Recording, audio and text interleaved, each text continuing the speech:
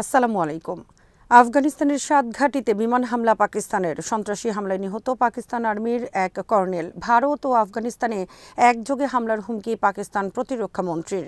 যুক্তরাষ্ট্রের রাষ্ট্রদূতের বিরুদ্ধে তীব্র নিন্দা আরব লীগ ও আইসির। ট্রাম্প বলেছেন, ইরানে সীমিত আকারে হামলা চালানো হতে পারে। বিডিভিউজ ইনফোটেনমেন্টে স্বাগত জানাচ্ছি, আমি সুরভি দিবা। আজ জানাবো আন্তর্জাতিক প্রতিরক্ষা ও কূটনীতি সংক্রান্ত গুরুত্বপূর্ণ কিছু খবর।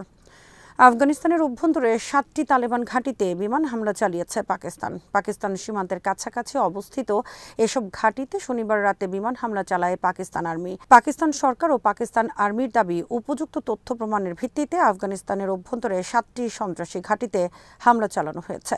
ভারতীয় মদতপুষ্ট ফিতনা আল খারিজ বা পাকিস্তান তেহরিক-ই-তালিবান টিটিপি সন্ত্রাসীরা এসব ঘাঁটিতে অবস্থান করছিল। আফগানিস্তানের ভূমি ব্যবহার করে ভারত ও তালেবান সরকারের সহায়তায় এসব সন্ত্রাসীরা বারবার পাকিস্তানের অভ্যন্তরে হামলা চালিয়ে আসছিল। রমজান শুরুর আগে ইসলামাবাদের বাজাউর ও বানু এলাকায় তারা বর্বর বোমা হামলা চালিয়েছে। এমনকি রমজান মাসেও থেমে নেই তাদের বর্বরতা। শনিবার খাইবার পাখতুনখোয়া অঞ্চলে টিটিপির হামলায় নিহত হয়েছেন পাকিস্তান আর্মির একজন লেফটেন্যান্ট কর্নেল ও একজন সাধারণ সৈনিক। পাল্টা হামলায় ৫ সন্ত্রাসী নিহতের দাবি করেছে পাকিস্তান আর্মি। শনিবার রাতে আফগান সীমান্তে ৭টি সন্ত্রাসী ঘাঁটিতে হামলার মাধ্যমে ফেব্রুয়ারির প্রথম সপ্তাহে রাজধানী ইসলামাবাদের মসজিদে হামলার বদলা নিল পাকিস্তান। হামলার পর পাকিস্তানের প্রতিরক্ষা মন্ত্রণালয় ও তথ্য মন্ত্রণালয় থেকে প্রকাশিত বিবৃতিতে আফগানিস্তানের তালেবান সরকারকে কঠোরভাবে সতর্ক করা হয়েছে। তালেবান সরকার পাকিস্তান বিরোধী সন্ত্রাসবাদের মদদ বন্ধ না করলে ফের হামলার হুমকি দেওয়া হয়েছে বিবৃতিতে। ইসলামাবাদের মসজিদে গত ৬ ফেব্রুয়ারি আত্মঘাতী বোমা হামলা চালায় ফিতনা আল খারিজ বা টিটিপি। তাতে মৃত্যু হয় ৩১ জনের। পাকিস্তান সরকার এজন্য ভারতকে দায়ী করেছে।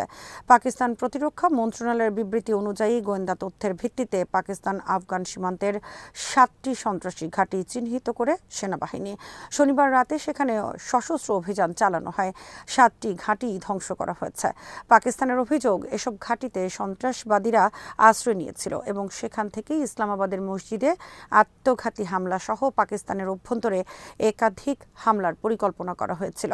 বাজৌর এবং বানু এলাকায় সাম্প্রতিক হামলা, রমজান চলাকালীন হামলার উল্লেখ করা হয়েছে বিবৃতিতে বলা হয়েছে, এসব হামলার নেপথ্যে যে ভারত সমর্থিত টিটিপি জড়িত সে বিষয়ে সেনাবাহিনী নিশ্চিত। কেবল তাই নয়, আফগানিস্তানের তালেবান সরকারেরও মদদ রয়েছে এর পেছনে। বিবৃতিতে বলা হয়েছে, আফগানিস্তানের মাটি ব্যবহার করে পাকিস্তানের শান্তি যারা বিঘ্নিত করার চেষ্টা চালাচ্ছে তাদের অবিলম্বে দমন করতে হবে। ভারতের রাজধানী নয়াদিল্লি ও আফগানিস্তানের রাজধানী কাবুলে একযোগে হামলার হুমকি দিয়েছেন পাকিস্তানের প্রতিরক্ষা মন্ত্রী খাজা আসিফ বলেছেন, ভারত ও আফগানিস্তান এক হয়ে পাকিস্তানের বিরুদ্ধে বিচ্ছিন্নতাবাদ ও সন্ত্রাসীদের মদদ দিচ্ছে। তারা যদি এটা বন্ধ না করে তাহলে উভয় দেশের বিরুদ্ধে হামলা চালানো ছাড়া আমাদের আর কোনো বিকল্প থাকবে না। সম্প্রতি ফ্রান্স 24 নামের একটি গণমাধ্যমে সাক্ষাৎকার দেন প্রতিরক্ষা মন্ত্রী খাজা আসিফ। এ সময় ভারত ও আফগানিস্তানের বিরুদ্ধে কঠোর হুঁশিয়ারি উচ্চারণ করেন তিনি। তার এই বিস্ফোরক মন্তব্যের পরই উপমহাদেশ জুড়ে হইচই শুরু হয়েছে, নড়েচড়ে বসেছে নয়াদিল্লি। খাজা আসিফের অভিযোগ, সন্ত্রাসবাদের নামে ইসলামাবাদের সঙ্গে প্রক্সি ওয়ার বা ছায়া যুদ্ধ চালাচ্ছে নয়াদিল্লি ও কাবুল। এই অবস্থায় রাওয়ালপিন্ডির জেনারেলদের পক্ষে হাত গুটিয়ে বসে থাকা সম্ভব নয়। খাজা আসিফ বলেন, ভারত ও আফগানিস্তানের মধ্যে দ্বিপাক্ষিক সম্পর্কের ঘনিষ্ঠতা দিন দিন বাড়ছে। ফলে প্রয়োজন হলে দুই প্রতিবেশীর রাজধানীকেই আমরা নিশানা করব, কারণ আমরা ছায়া যুদ্ধের মুখোমুখি হয়েছি। আত্মরক্ষার অধিকার আমাদের আছে। খাজা আসিফ বলেন, আমাদের সঙ্গে ভারতের কোনো রকমের প্রত্যক্ষ বা পরোক্ষ যোগাযোগ নেই, তবে কাবুলের তালিবান সরকার আমাদের সঙ্গে কথা বলছে। ফলে বন্ধু রাষ্ট্রগুলো মধ্যস্থতার চেষ্টা চালিয়ে যাচ্ছে। আমাদের মধ্যে বিবাদ মেটাতে আন্তরিকভাবে আগ্রহ দেখিয়েছে তুরস্ক ও কাতার। তাদের মধ্যস্থতায় ইস্তানবুল ও দোহায় তালিবান নেতৃত্বের সঙ্গে ৩-৪ বার বৈঠক করেছি, এমনকি কাবুলেও গিয়েছিলাম, তবে কোনো লাভ হয়নি। ছায়াযুদ্ধ বা প্রক্সি ওয়ার থামানোর কোনো লক্ষণ দেখা যাচ্ছে না তাদের। ফলে আমাদেরও অন্য কিছু ভাবতে হচ্ছে। পারস্যের আকাশে যুদ্ধের কালো মেঘ। একের পর এক রণতরী পাঠিয়ে ইরানকে ঘিরে ফেলেছে যুক্তরাষ্ট্র আর্মি। পাল্টা হরমুজ প্রণালীতে লড়াইয়ের মহড়ায় ব্যস্ত তেহরান। এমন পরিস্থিতিতে হঠাৎ করেই ভারত ও আফগানিস্তানকে একসঙ্গে হামলার হুমকি দিল পাকিস্তান। জটিল ভূ রাজনৈতিক পরিস্থিতিতে ইসলামাবাদের হুঁশিয়ারিতে শঙ্কিত নয়াদিল্লি। পাশাপাশি এই ঘটনায় দুই পরমাণু শক্তিধর প্রতিবেশীর মধ্যে নতুন করে সংঘর্ষের আশঙ্কা ফের তীব্র হচ্ছে। ইসরায়েলে নিযুক্ত যুক্তরাষ্ট্রের রাষ্ট্রদূত মাইক হুকাবিকে একজন চরমপন্থী হিসেবে আখ্যায়িত করেছে আরব লীগ।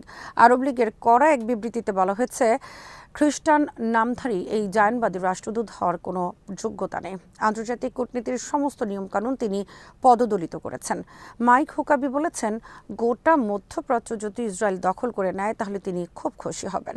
মাইক হুকাবির দাবি, একসময় উত্তরে সিরিয়া, দক্ষিণে মিশর, পূর্বে জর্ডান ছাড়িয়ে সৌদি আরব ও ইয়েমেন পর্যন্ত ছিল ইসরায়েল রাষ্ট্র। তাই ইসরায়েলের উচিত এসব এলাকা আবার দখলে নেয়া। যুক্তরাষ্ট্রের ট্রাম্পপন্থী বিতর্কিত সাংবাদিক টাকার কার্লসনকে দেয়া এক সাক্ষাৎকারে এ দাবি করেন মাইক হুকাবি। শুক্রবার তার এই সাক্ষাৎকার প্রচারের পর তীব্র ক্ষোভ ছড়িয়ে পড়েছে বিভিন্ন আরব রাষ্ট্রে। আরব লীগের প্রতিবাদের পাশাপাশি সৌদি আরব আলাদা করে বিবৃতি প্রকাশ করেছে এর বিরুদ্ধে। 22 সদস্য জোট আরব লীগের বিবৃতিতে মাইক হুকাবির দাবিকে অত্যন্ত চরমপন্থী হিসেবে আখ্যায়িত করে নিন্দা জানানো হয়েছে। বিবৃতিতে বলা হয়েছে, তার দাবি কূটনীতির মৌলিক নীতি এবং নিয়মের সাথে অসঙ্গতিপূর্ণ।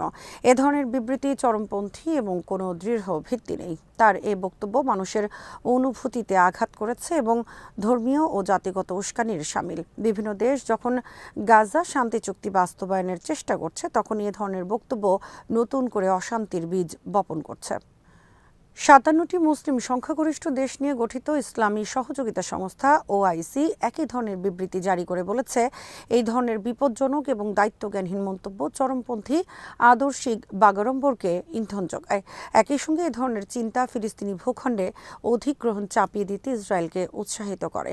আরব লীগ ও OICর বিবৃতির পাশাপাশি সৌদি আরব, মিশর, কুয়েত, ওমান, সংযুক্ত আরব আমিরাত, লেবানন, তুরস্ক, পাকিস্তান, ইন্দোনেশিয়া এবং ফিলিস্তিনি কর্তৃপক্ষ মার্কিন রাষ্ট্রদূতের বক্তব্যের নিন্দা জানিয়ে বিবৃতি প্রকাশ করেছে। যুক্তরাষ্ট্রের প্রেসিডেন্ট ডোনাল্ড ট্রাম্প বলেছেন, তেহরানকে চুক্তি করতে বাধ্য করার জন্য ইরানের বিরুদ্ধে সীমিত আকারে হামলা চালানো হতে পারে।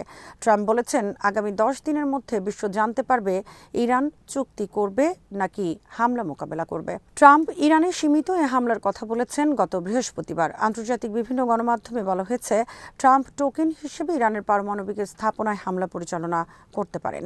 ইরানকে চুক্তি করতে বাধ্য করার জন্য সর্বোচ্চ চাপ সৃষ্টির অংশ হিসেবে চালানো হতে পারে এই হামলা।